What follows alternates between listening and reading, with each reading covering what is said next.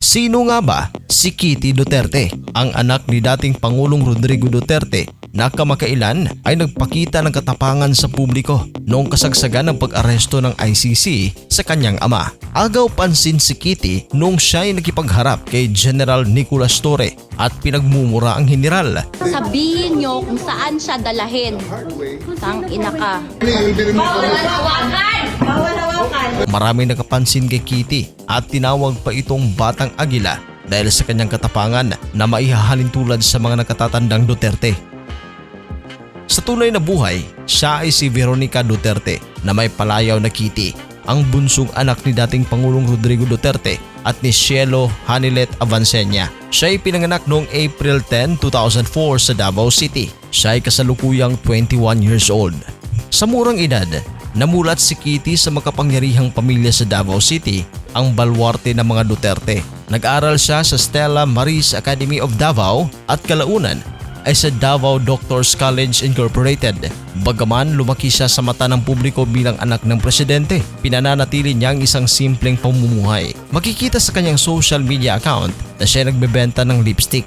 Noong June 2022, siya ay naging opisyal na endorser ng Fairy Doll Skin Essentials, isang kilalang skincare brand sa Davao City. Ayon sa ulat, matagal na siyang gumagamit ng produkto mula pa noong 2020 bago naging kilalang ambassadress. Bagaman may mga ulat na may interesadong ibang kumpanya tulad na lamang ng Brilliant Skin Essentials na kunin siya bilang endorser, abay mas pinili ni Kitty na suportahan ang lokal na produkto mula sa kanyang lugar sa Davao. Si Kitty ay may tatlong nakatatandang kapatid sa ama, sina Congressman Paulo Pulong Duterte, Vice President Inday Sara Duterte at Davao City Mayor Sebastian Baste Duterte. Isa sa kanyang malapit na kapatid ay si Inday Sara at kung saan makikita ang kanilang closeness. Ang kanyang ina na si Hanilet Avancenia ay isang nurse at negosyante. Bago pa man ang pagkapangulo ni Duterte, pinamunuan ni Avancenia ang iba't ibang negosyo sa Davao City, kabilang ng isang meat shop, isang catering services at 11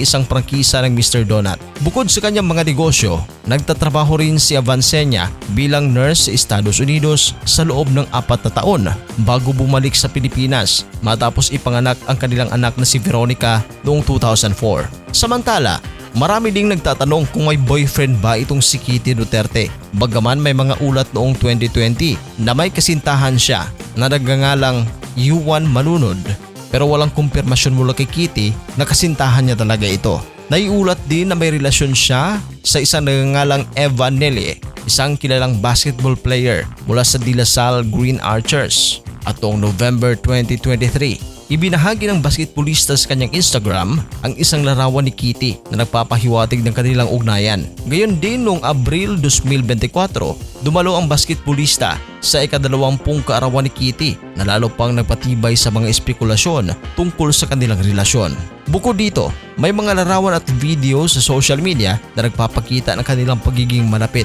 Halimbawa na lamang ang isang larawan na ibinahagi kung saan makikita si dating Pangulong Rodrigo Duterte kasama sina Kitty at Evan na may caption na "Meet the Father" na nagpapahiwatig ng pagkilala ni Evan sa pamilya ni Kitty. Gayunpaman, walang opisyal na pahayag mula kay Kitty at Evan na nagsasabing sila nga ba ay magkasintahan.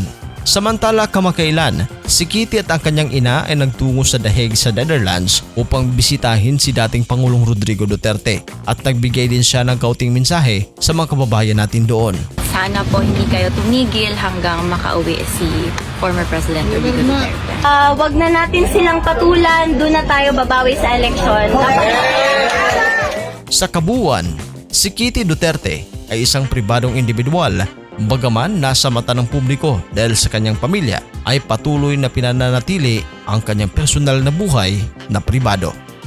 Para sa inyong reaksyon, please comment down below. At sa mga hindi pa nakapag-subscribe, huwag kalimutan na mag-subscribe sa Showbiz Caster. Maraming salamat po.